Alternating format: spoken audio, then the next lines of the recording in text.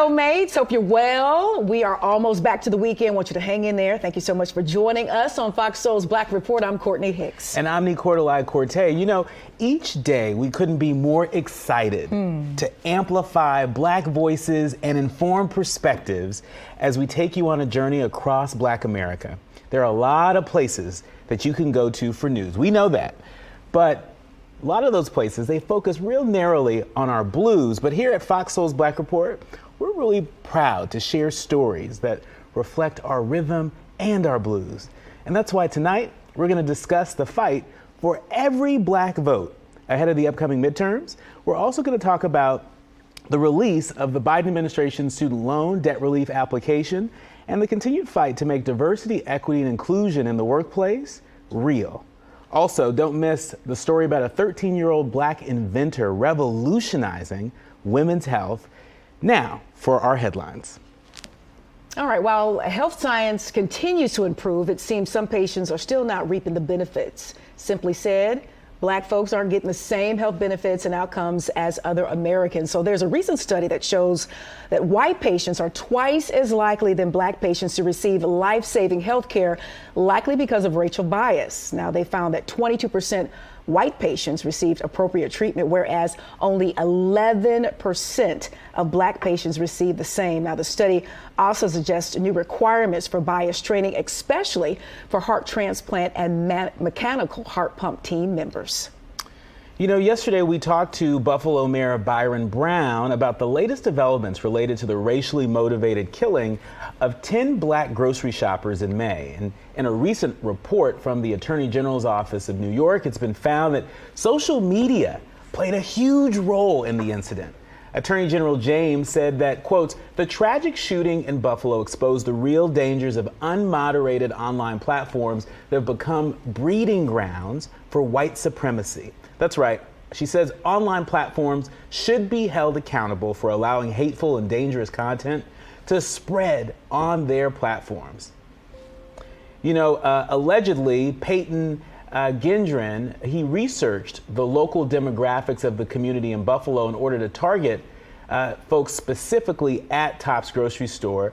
And, you know, the report found that the shooter had visited white supremacy websites pretty frequently. And so, you know, this is really chilling to learn that, you know, we're not all the way safe on these online platforms. And, you know, for folks that are on Twitter and Facebook and Instagram, among others like us, it's important that that they're doing their part, but we're also doing our part because there's some bad actors out there. Yeah, and that's the sentiments that the mayor that we spoke with yesterday from Buffalo said too. He just wants, you know, there's to be legislation to where his people and all people really are protected from measures like this.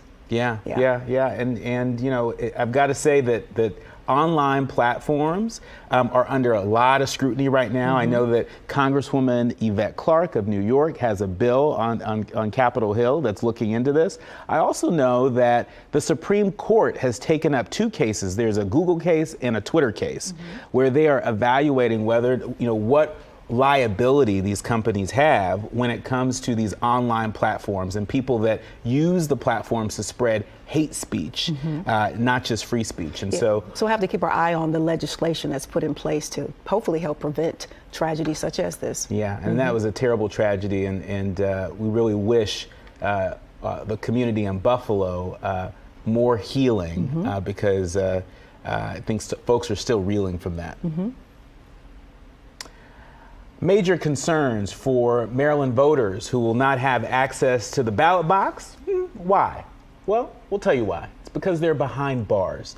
The Expand the Ballot Coalition aims to focus attention on this matter and help folks that are impacted by these issues, you know, some of whom have not been convicted of a crime, and we need to get their vote out too. And so that's what this coalition has been up to. The coalition has found that not enough formerly incarcerated folks and currently jailed citizens know their rights. Information is truly power. We know this. It's part of why we curate this show for you each and every day.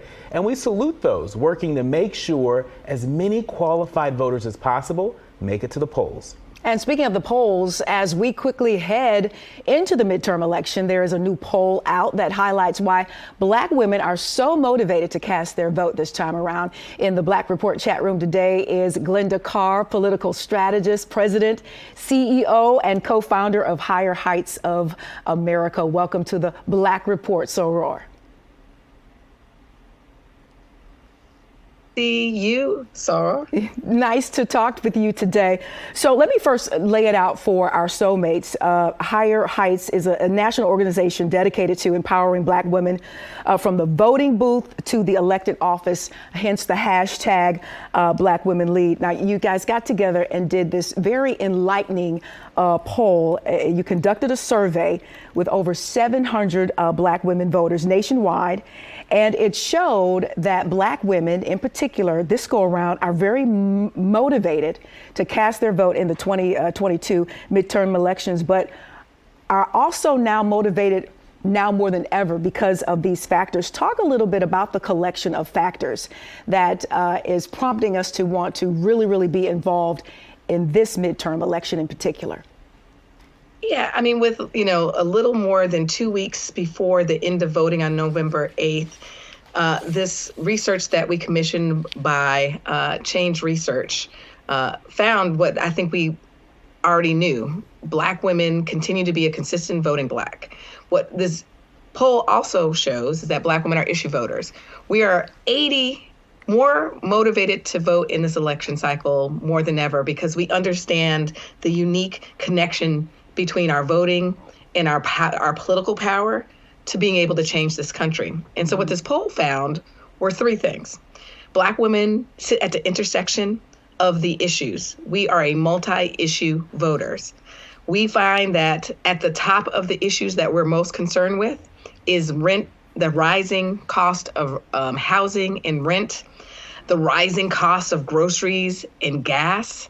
36% of Black women under the age of 50 are concerned about having affordable housing.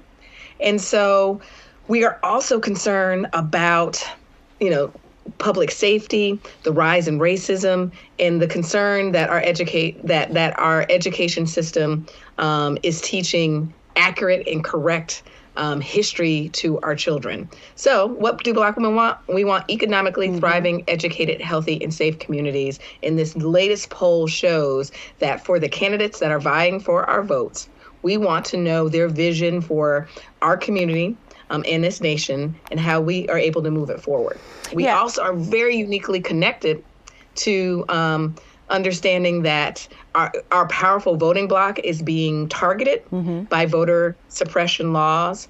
And so we're going to be paying very clear attention to how Black women are going to be organizing ourselves, but also our house, our block, our church, our sorority, and our union over the next 2 weeks. Indeed. And just keeping it real, Black women have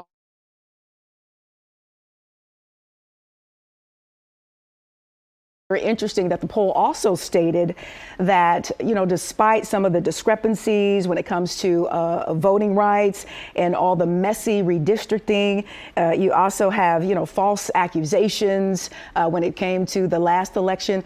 We Black women still believe in the system. And according to this poll, we also believe that it will be done properly and accurately. Why so? How sway because of all that we continue to endure just with voting rights alone? How do we still come to the conclusion that things will be okay? Is that just our faith talking to us or what? Yeah, I think, Black women absolutely put more in this democracy than we get back. We are, the best return on a voting investment for candidates, for institutions who are looking to, vie for our votes. And so, I think it's in the spirit of the generations of our, our grandmothers and our mothers that we believe in democracy. And that when you participate in this democracy, leading into the voting booth, but frankly, democracy doesn't begin and end on election day. And so the real work is the day after the election to hold our elected officials accountable, but also create the environment for our elected officials to push innovation into public policy.